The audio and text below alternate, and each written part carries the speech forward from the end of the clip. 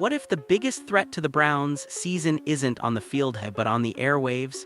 While the organization appears to be building around Shedeur Sanders, certain Cleveland media voices keep pushing alternatives.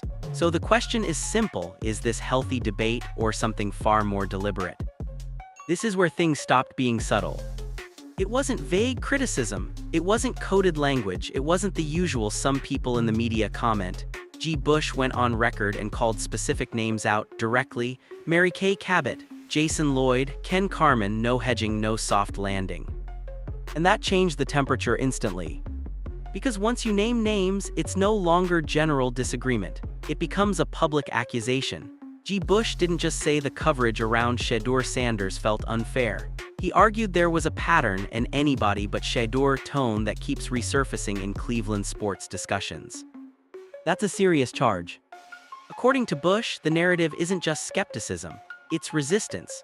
He implied that certain voices seem more comfortable floating journeyman options or hypothetical replacements than simply acknowledging the direction the organization appears to be signaling.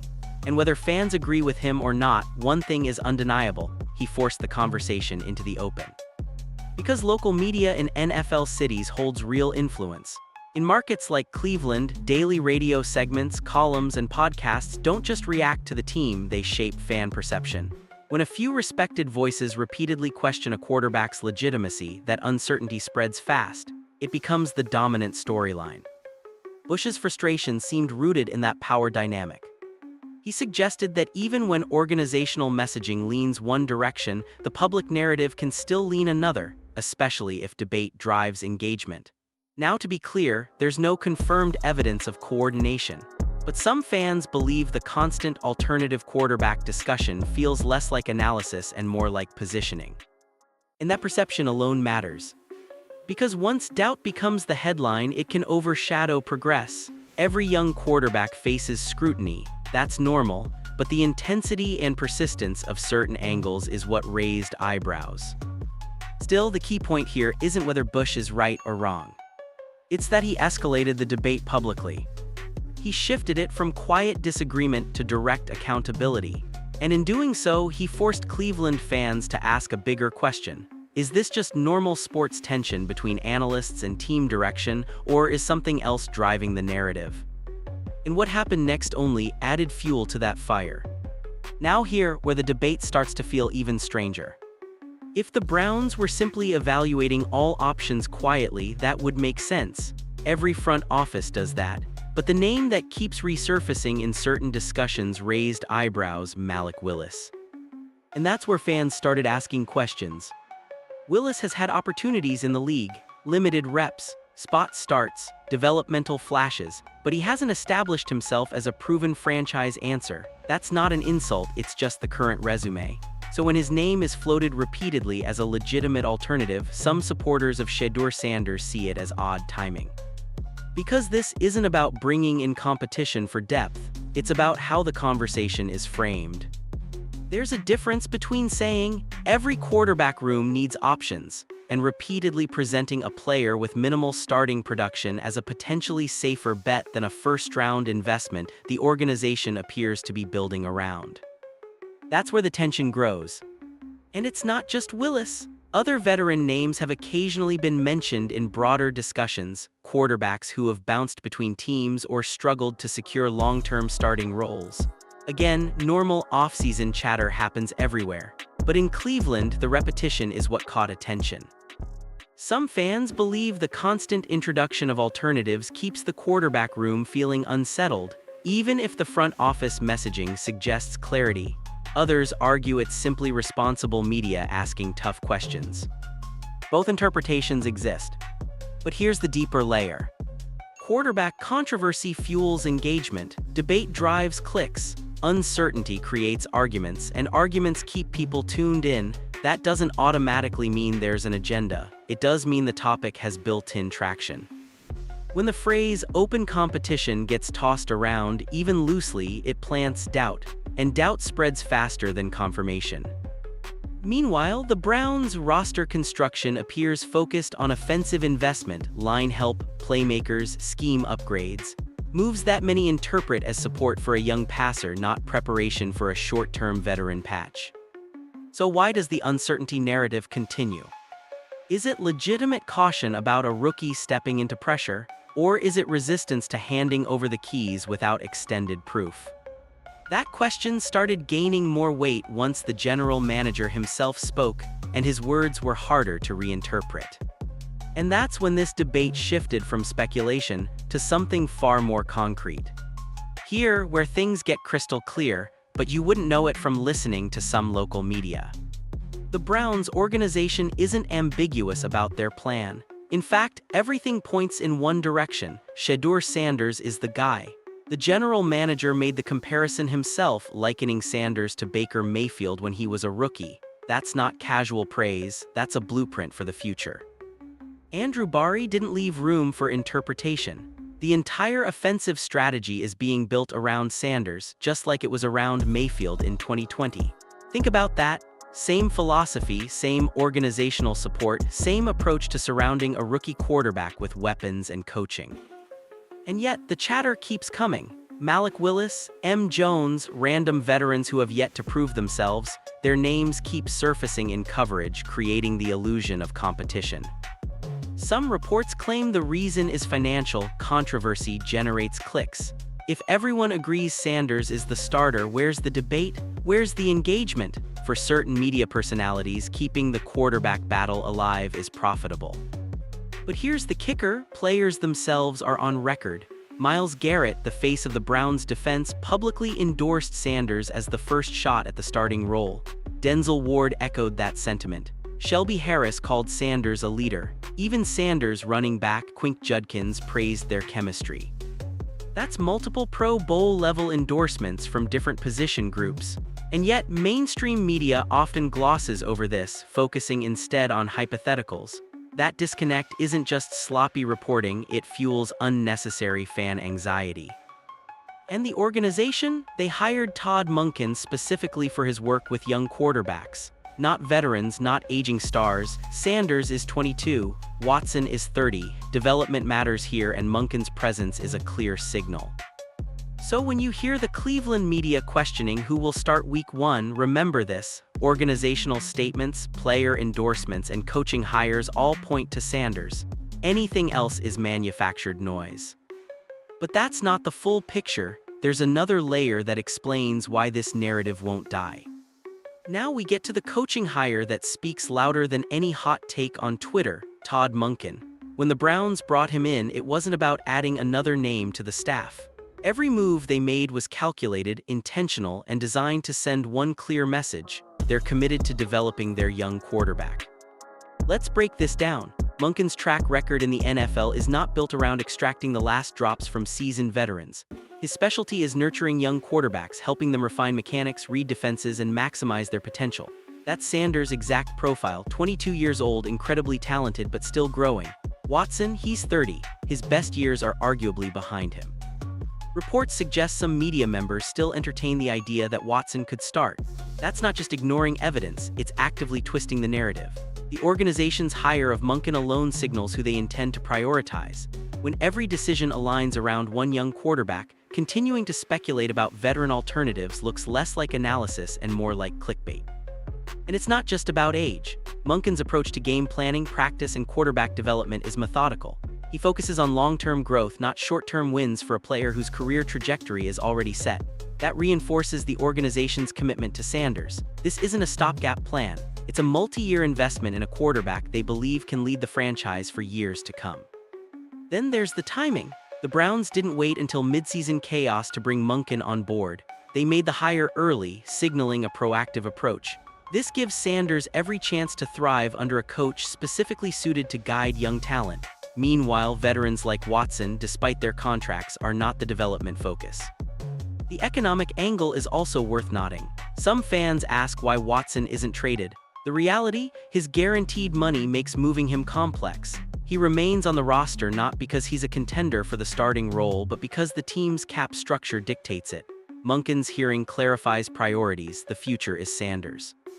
Even some unverified rumors about quarterback controversies pale in comparison to these concrete moves. Organizational philosophy, coaching hires, and player endorsements all line up in favor of Sanders. Anything suggesting otherwise is media noise designed to create drama where none exists. The lesson: in the NFL, the decisions behind the scenes, coaching hires, draft strategy, player development, often speak louder than the daily headlines. Monken's arrival tells us exactly who the Browns are betting on, and it isn't a debate. Sanders is the young quarterback they're building around. But what happens when media narratives clash with these signals? That's where the story gets messy and the fan base gets caught in the crossfire. Here, where the story gets even more compelling, the players themselves. Behind the headlines and media speculation, the locker room tells a very different story, one that points directly to Shedeur Sanders as the Browns' future. Myles Garrett, the face of the Browns' defense, didn't hedge his words. He made it clear: Sanders is getting the first shot at the starting quarterback job. That's not a casual comment, it's a statement of trust from a team leader who sets the tone for the locker room. And it doesn't stop there. Denzel Ward, another defensive cornerstone, backs Sanders publicly, saying he has a real opportunity to step up and claim the role if he wants it. That's two of the team's most influential voices sending a message loud and clear. Sanders is ready and the team believes in him. These aren't media-friendly soundbites. These are statements reflecting locker room reality, the kind of insight you rarely see on TV, but that truly matters for team chemistry and morale. Shelby Harris, another veteran voice in the locker room, reinforced this endorsement. He called Sanders a locker room leader and emphasized that the team is fully behind him. Harris' support carries weight because it's entirely voluntary. There's no obligation to publicly promote a rookie quarterback. That kind of endorsement signals respect and confidence from peers who understand the grind of the NFL and what it takes to lead a team on and off the field.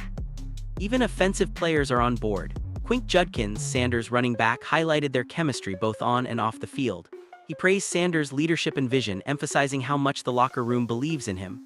That's four separate voices from different positions and leadership roles, all converging on the same conclusion: Sanders is the quarterback the Browns trust to lead the offense. Contrast that with the media narrative. Headlines continue to float names like Malik Willis, M. Jones, or any veteran quarterback who has failed elsewhere. Analysts suggest competition where the organization has already made its intentions clear. G. Bush calls this out as disingenuous. The media's manufactured uncertainty doesn't reflect the reality inside the team. When the players themselves speak, it exposes the disconnect between what's reported and what's happening behind the scenes. And here's the kicker: organizational decisions align perfectly with these locker room endorsements.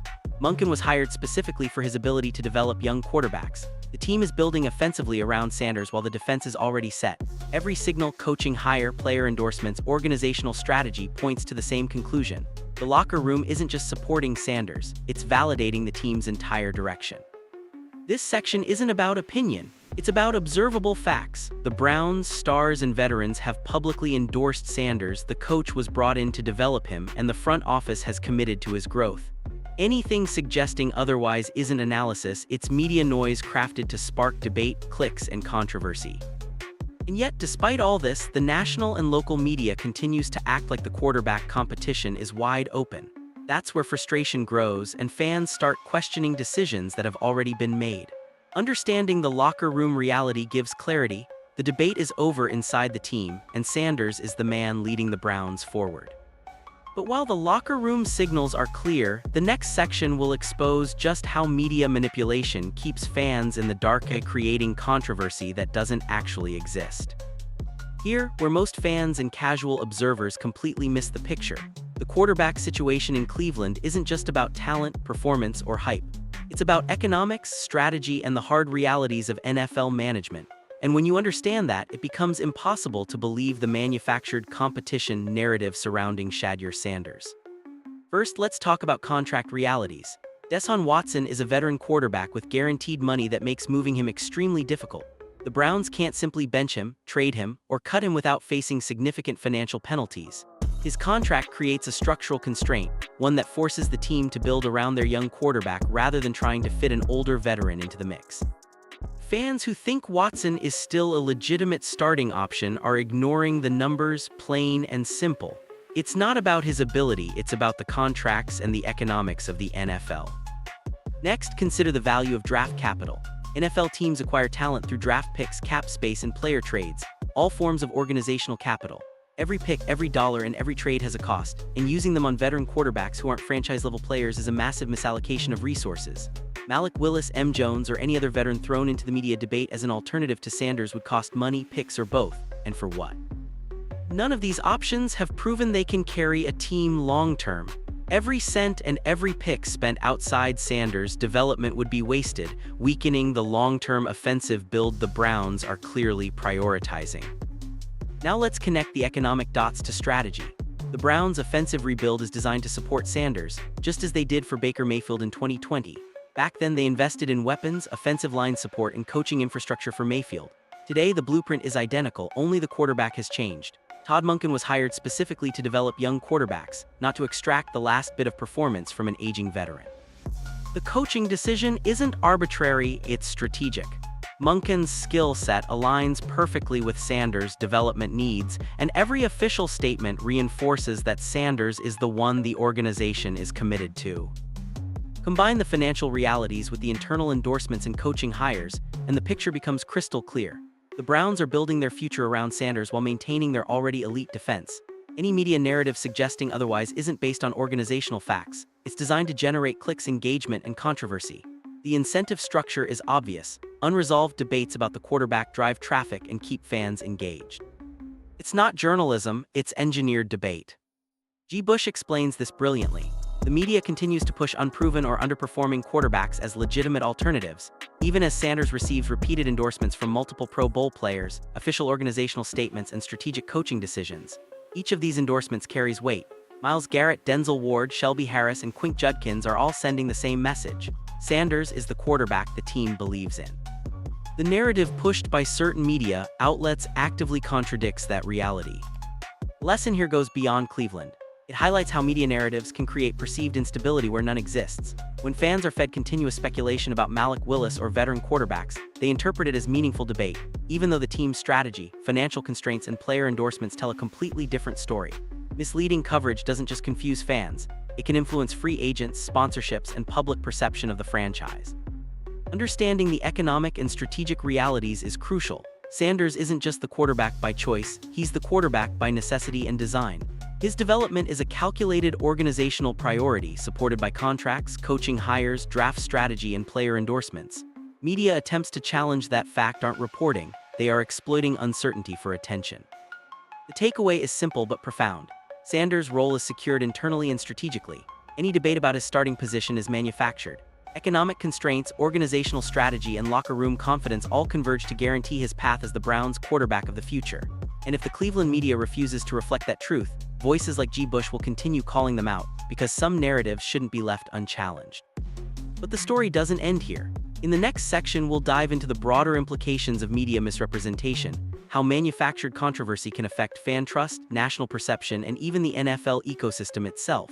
The Cleveland Browns quarterback saga isn't just about one player, it's about how narratives are shaped, manipulated, and sometimes weaponized for clicks. Would you like me to continue with that next section and expand it into the full 800-900 words for your script? At this point, the story is clear. If you've been following Cleveland sports media, you might still feel like the quarterback situation is up in the air. But that perception is exactly the problem. The Browns have been crystal clear internally. Shedeur Sanders is their quarterback. Every organizational move, every official statement, and every locker room endorsement points in one direction. Yet certain media voices continue to manufacture doubt. Why? Because controversy sells. G. Bush exposed this pattern brilliantly. By naming specific Cleveland media personalities, Mary Kay Cat, Jason Lloyd, and Ken Carman, he showed that this isn't just sloppy reporting, it's agenda-driven coverage. These are not random errors or differing opinions. These are deliberate narratives pushed to generate clicks and engagement, regardless of what the team's front office has already decided. And it works. Fans see conflicting reports, start debating endlessly, and the media benefits from the sustained attention. But the truth? The debate is fake. Sanders is the guy, and everyone inside the organization knows it. The evidence is overwhelming. Andrew Barry, in an official Browns video, directly compared Sanders' situation to Baker Mayfield's 2020 season. Back then, the team built around a rookie quarterback while the defense was still developing. Today, the Browns' offense is being reconstructed around Sanders while the defense is already elite. Todd Monken, the head coach, was hired for his ability to develop young quarterbacks, not to maximize a 30-year-old veteran's remaining window. And the players themselves, Myles, Garrett, Denzel Ward, Shelby Harris, and Quink Judkins, have all publicly endorsed Sanders, showing confidence in his leadership and potential. Combine that with the financial and strategic realities, and any suggestion that Malik Willis, M. Jones, or Deshaun Watson might realistically start is implausible. Watson's contract guarantees him money regardless of playing time, preventing any quick roster move. Bringing in veteran alternatives would cost precious draft picks and cap space, resources the team is reserving to strengthen Sanders' supporting cast. Every choice the organization makes, from coaching hires to draft strategy, reinforces the same message: Sanders is the quarterback of the present and the future. Beyond the numbers and strategy, there's a bigger lesson here, one about perception and media influence. When coverage is misleading, fans experience unnecessary anxiety, players' confidence can be misrepresented, and national perception of the franchise is distorted. Free agents, sponsors, and even other teams might misread the situation if they only consume sensationalized media narratives. What should be a straightforward developmental plan becomes a storyline of chaos.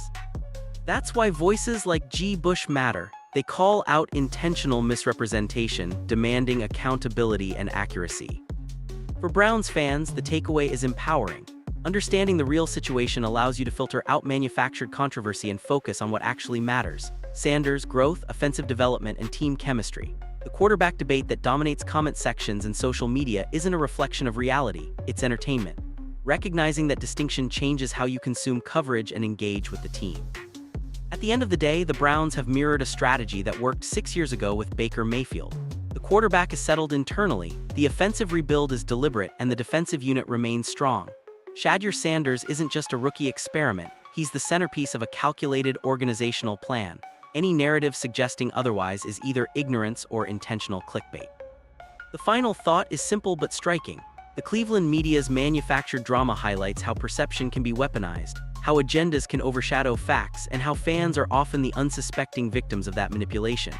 But when you see through it, you realize the Browns' quarterback saga isn't chaotic.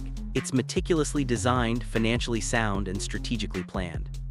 Shedeur Sanders' future is secure, and the only uncertainty lies in whether the media will finally catch up to reality. The story doesn't end here, though. Understanding this dynamic sets the stage for analyzing broader NFL media trends, player narratives, and how future controversies are manufactured.